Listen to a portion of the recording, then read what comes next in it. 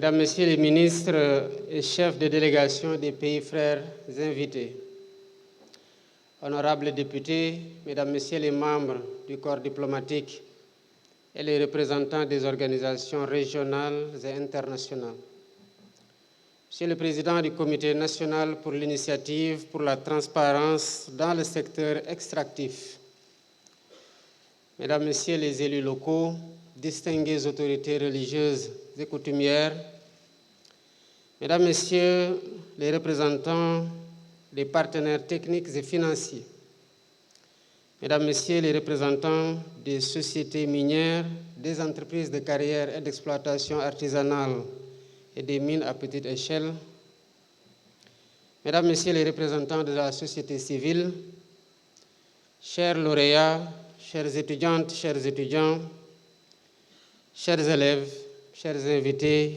Mesdames, Messieurs. Le Sénégal a l'honneur d'organiser la 8e édition du Salon international des mines, CIM Sénégal 2025. À tous nos hôtes venus d'Afrique et d'ailleurs, je souhaite la bienvenue en terre sénégalaise de la Teranga. Ce rendez-vous biennal, désormais inscrit à l'agenda des grandes rencontres internationales du secteur extractif, confirme la place du Sénégal comme pôle régional d'expertise et d'innovation dans les industries minières. Durant ces 3 jours, notre pays sera le théâtre d'échanges féconds, d'alliances stratégiques et de visions partagées autour du thème central, les ressources minérales, un levier de souveraineté économique.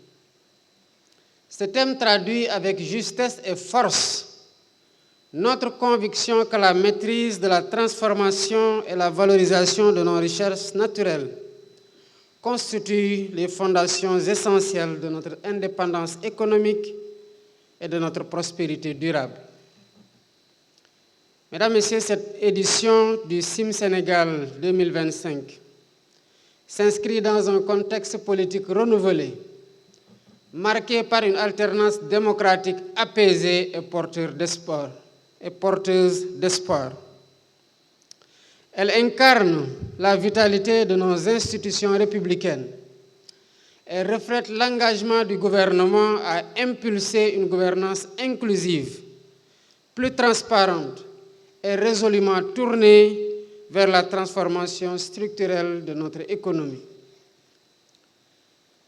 Dans cette dynamique, notre vision, l'agenda national de transformation Sénégal 2050, consacre les ressources minérales comme des leviers stratégiques au service de la souveraineté économique et de la résilience sociale, mais aussi de la durabilité.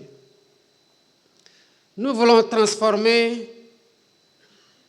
le secteur minier en moteur de diversification, de stabilité et de prospérité au service de toutes les générations.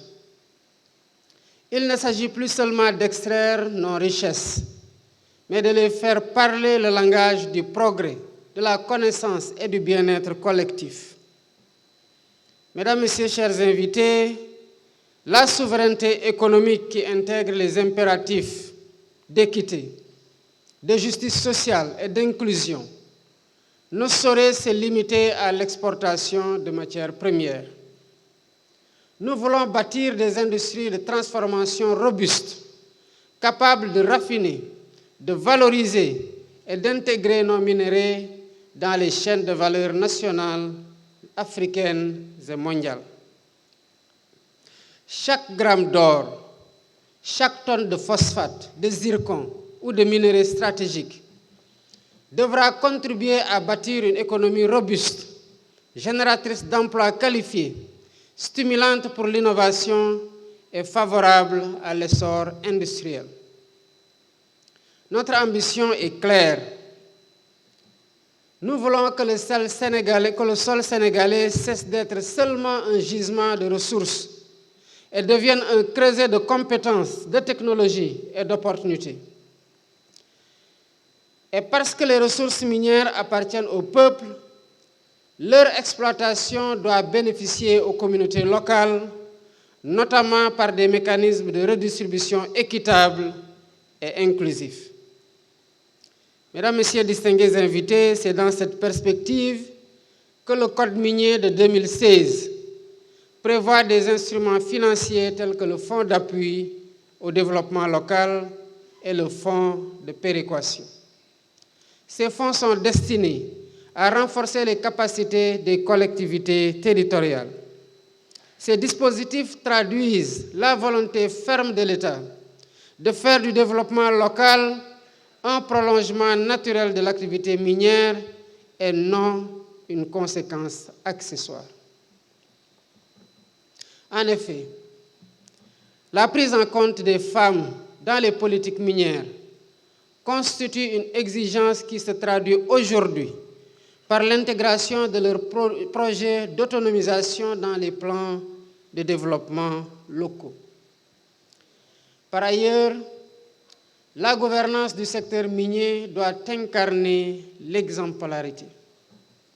Elle doit reposer sur des principes fondamentaux que sont la transparence dans les processus, la traçabilité rigoureuse des flux financiers et l'orientation stratégique des revenus vers les priorités nationales, notamment en matière d'infrastructures, de formation et d'inclusion territoriale.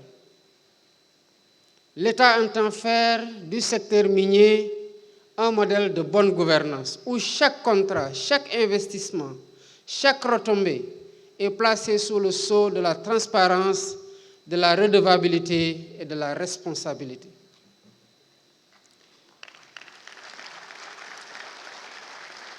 C'est dans cette optique que l'État a engagé une révision du Code minier, avec pour objectif d'instaurer une fiscalité plus équitable, adaptée aux réalités du secteur et de garantir une redistribution plus juste des richesses issues de l'exploitation minière. Cette réforme ambitieuse répond à une exigence morale et républicaine. Faire du secteur minier un pilier du développement durable, de la cohésion sociale et de la confiance entre l'État, les investisseurs et les citoyens.